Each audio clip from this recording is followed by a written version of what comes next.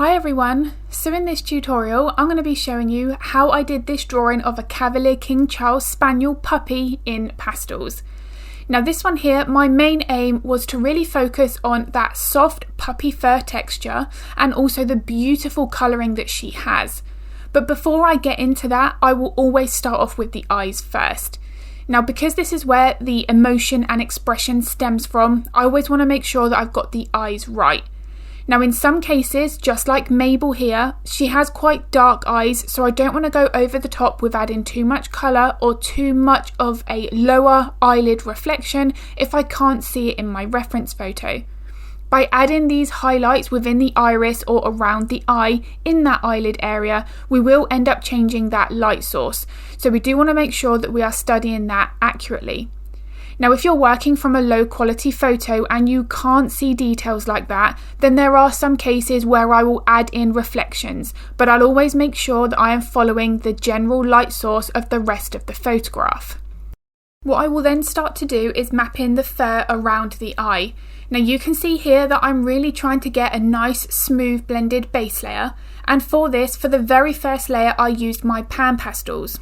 Now the reason being is they have beautiful colour saturation, and for this type of fur they work really well. And it is only after that stage of building up a nice base foundation that I start to think about adding my first layer of detail. And this is really important because I do want to be making sure that I'm building up my layers gradually and that I'm not jumping into my brightest highlights early on.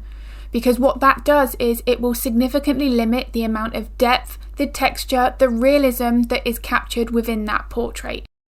Now because this layering process is so important for the finished portrait and how much realism we can achieve, I really do cover this in depth in my Patreon tutorials, and I mention it in every single one of my YouTube tutorials.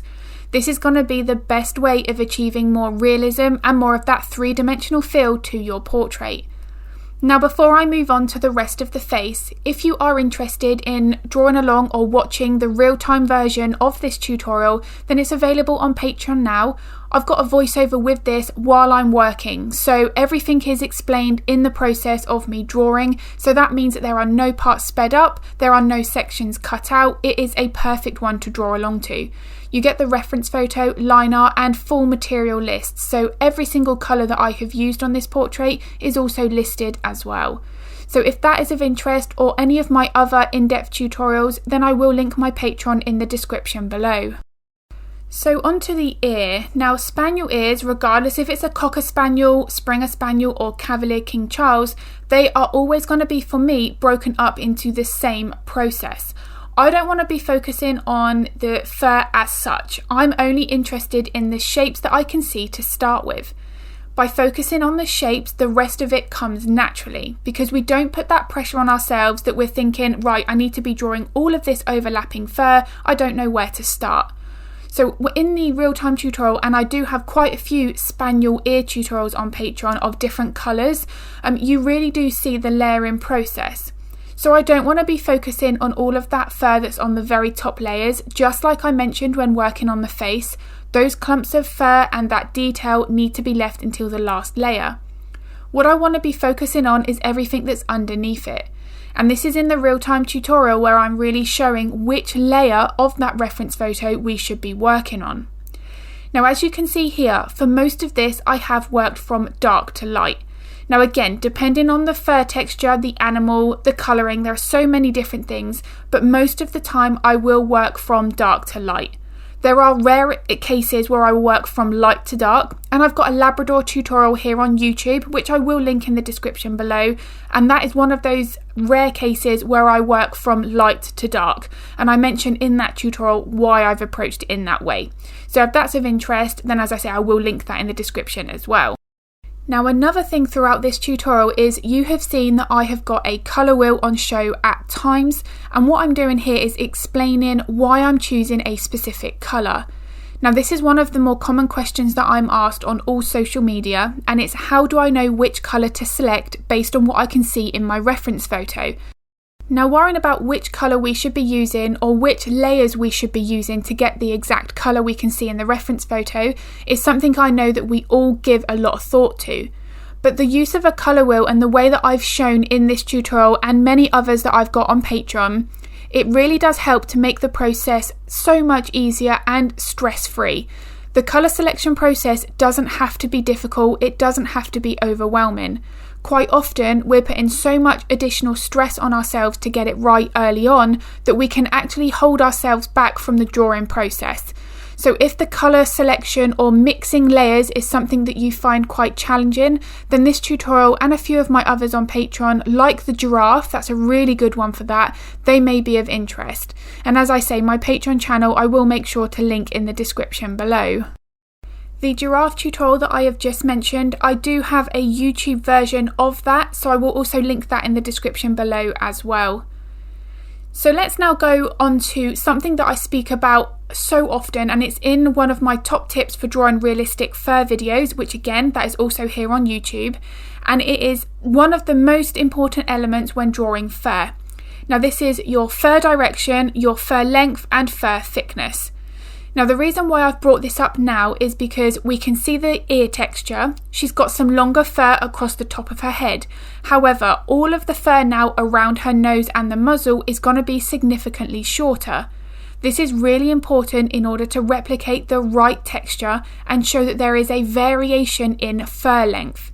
So we always want to be making sure that we're paying attention to how long each of our brush strokes need to be in the area that we're working on. The fur direction is also just as important as the fur length. Now the fur direction, if we get that wrong, we can actually adjust the shape of the animal's face. So we really want to be paying close attention to the way that we're moving that pencil. Something that I'm also putting a lot of focus on throughout the stages here is where I'm putting my highlights and where I'm putting my shadows. Now the reason being, the way that they are positioned is going to affect the look of that animal. So you could alter the proportions of the face if you've got your highlights and shadows in the wrong place. So that's something to be really aware of. Now when it came to the body part of this portrait, I had to remove the harness from the reference photo. So in order to do that, I had to make sure that the fur underneath it looked natural and it looked as if she never had a harness on at all. Now as pet portrait artists, this is something that we're asked to do quite frequently, and this is why I wanted to make sure that I did this in the Patreon tutorial, so that I could show my thought process and the way that I approach this when asked to remove collars or harnesses. The most important thing is try to remember not to follow the reference photo exactly in terms of the fur direction when you are removing these elements. Because otherwise the fur, like for instance here, the little ruffle that I'm working on, all of that was far more exaggerated in the original reference photo. If I'd have drawn it like that but still left out the harness, I would actually make it look like she had some lumps or some extra, maybe some ridges underneath the skin that were making the fur protrude up and stick up in that way.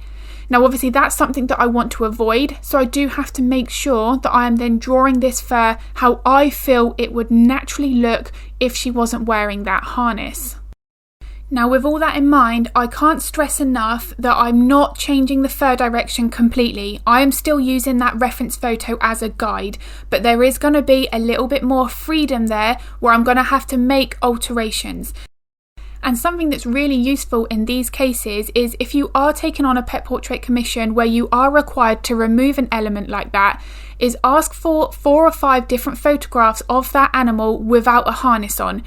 It might not be the same pose, it might not be a good quality, but you will get an idea of the fur direction, the texture, whether or not the animal's got any markings there that are being covered up by a harness, because that's really important. You want to make sure that you're adding all of those elements in where needed, and that can be really useful to removing and really reducing the stress that can sometimes happen when we're having to do a bit of guesswork when you are asked to remove those collars or harnesses. It would be the same with a horse that might have a bridle or a head collar on. Quite often the leather straps on the face are going to hide quite important structures underneath that element. So again, that's another reason why asking for additional photographs is always useful.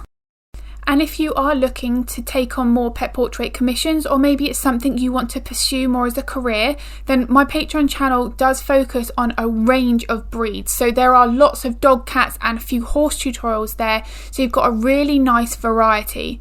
What I do is with my tutorials is I switch. One month I will upload a domestic pet, the other month I will upload a wildlife subject. So there's a really nice variety and there really is something for everyone.